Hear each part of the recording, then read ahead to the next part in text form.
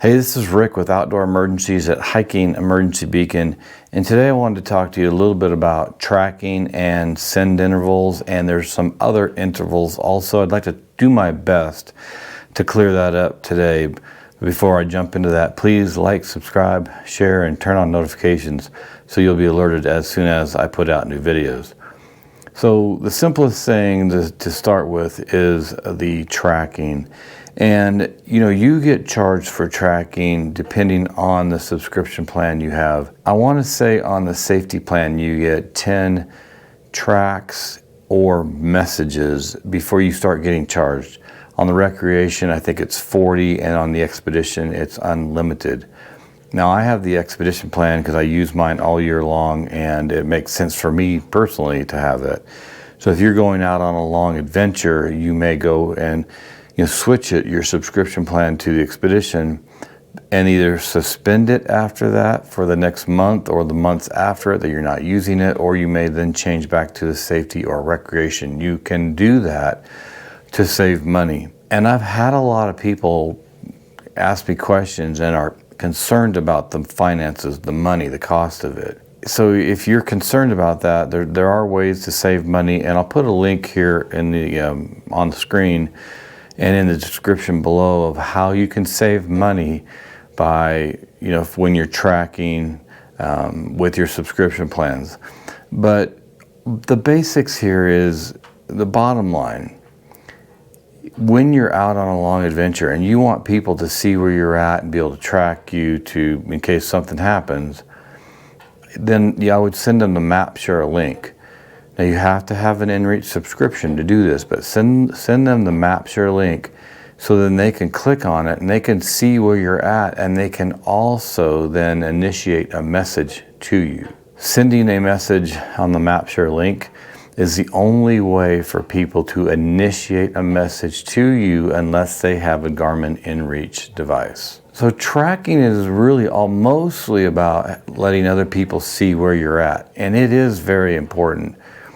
But I always start tracking when I'm going out on an adventure or it's a hike, whatever it is. I start tracking for two different reasons. One is people that are looking at your location on MapShare cannot see you unless you start tracking.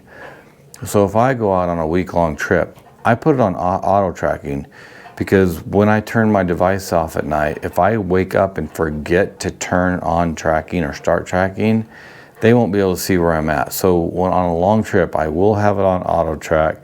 So every time I turn it on, it automatically starts tracking. Now around here, when I'm doing stuff and doing short hikes and doing reviews, I don't want it on auto track, because when I'm turning it on and I'm researching and checking things, it's going to auto track. It's going to start tracking, and I don't want that. It just creates a whole lot of tracks on the screen. It just makes it a little bit more, I know, not confusing, but it puts more tracks down, and you have to clear them more often. But that's the basic thing, is you start tracking for other people. Now, when I'm out and I'm in unfamiliar areas, I'm always going to start tracking for me personally, because one, again, those tracks are needed for people, family and friends to see where you're at. But when I start tracking on my devices, from the Mini 2 to the Garmin GPS Map 67i, I see the breadcrumbs being laid down where I'm going. It's really helpful because, yes, you can track back and all that, but I can see where I'm at, and sometimes I like to see where I'm going. It's just helpful at times. Now, the other thing you can do is, if you know where you're going, and say there's a lot of trails around here in Colorado, and there'll be lots of different places you can go. There might be 5, 6 trails in one area. Well, in some cases, I want to go on a particular trail. I'll create a course for where I want to go. I can create it at home. I can create it on my GPS Map 67i, and I can create it on the Explorer app also.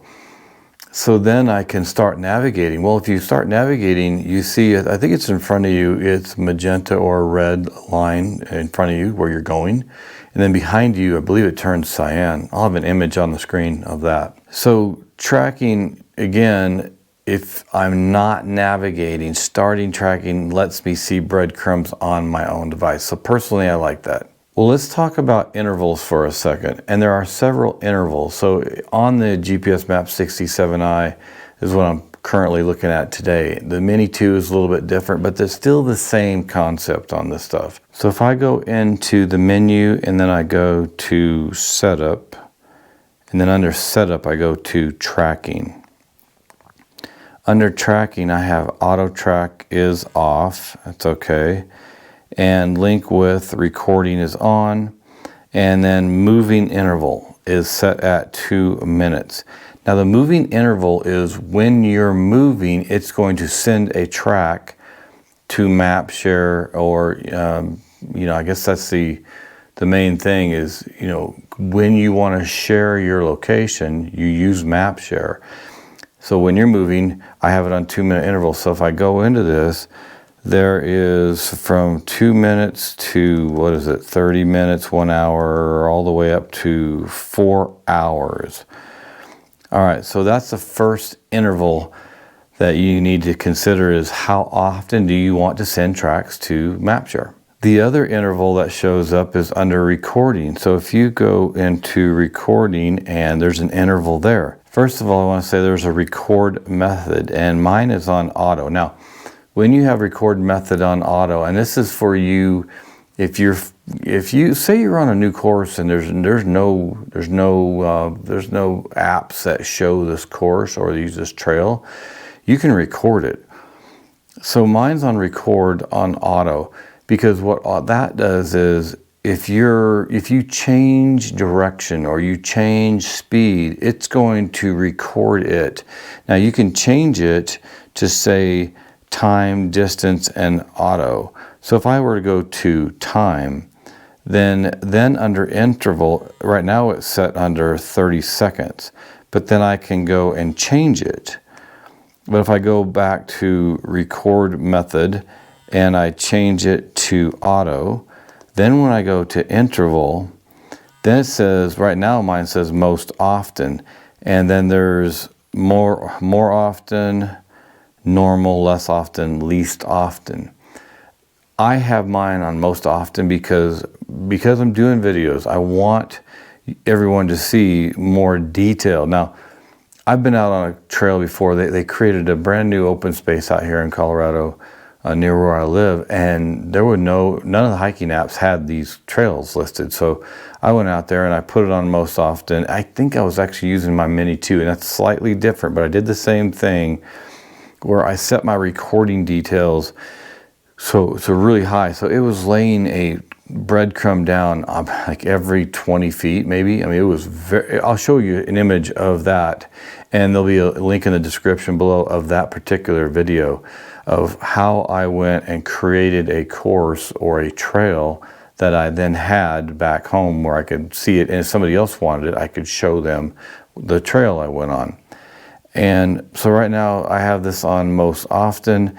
So these are the two intervals that I'm aware of. There's probably another one. And if you know anything and I've missed it or I've said something wrong, leave a comment below, because this helps me to learn in order to bring better information to you guys in the future. So please give advice, give me a thumbs up, or give me a tip or thought that you have. But that's the basics here because somebody had asked me, this is the reason I'm making this video, somebody asked, they said, what's the difference between interval and tracking? And the basics of it is, tracking is mainly for people on MapShare to see where you're at. For me, tracking is also to see the breadcrumbs on my device as I'm going, and if I haven't navigated. The intervals are really just for the one main interval, honestly. I mean, there is the one that's recording interval that's showing, more detail where you went. But the interval is, the main interval that you probably concerned about is, how often is it going to send a track to MapShare? I mean, this seems like an easy topic to cover, but it also depends on your device. So it's not super simple to cover it, other than just knowing, okay, tracks are for other people to see where you're at. Personally, it's for me also. I've already covered that. And then interval is how often that it sends those tracks. That's the easy part. The harder part is, depending on the device you're using, it's a little different. And you know what?